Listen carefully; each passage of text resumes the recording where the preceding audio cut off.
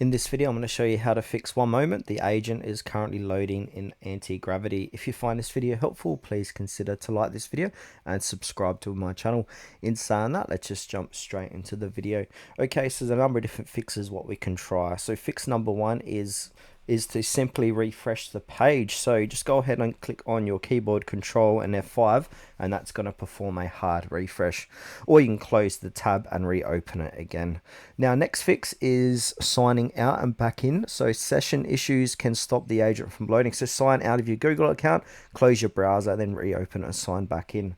Now next fix is to go ahead and disable extensions. So head over to your extensions, click on manage extensions, and go ahead and disable all of your extensions inside of here. Then come back to Google Antigravity, see if it works. If it does, that means it is an extension related issue. So go ahead and enable your extensions one by one and check in which one of those extensions is the culprit inside of Antigravity.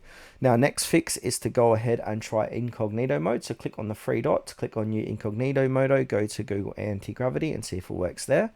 If it does, it's more than likely you've got an extension related issue.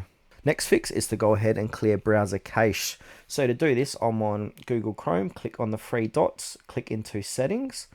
Then in the left hand side, we've got privacy and security, click into that. Now to the right of that, we want to click on delete histories, cookie cache and more.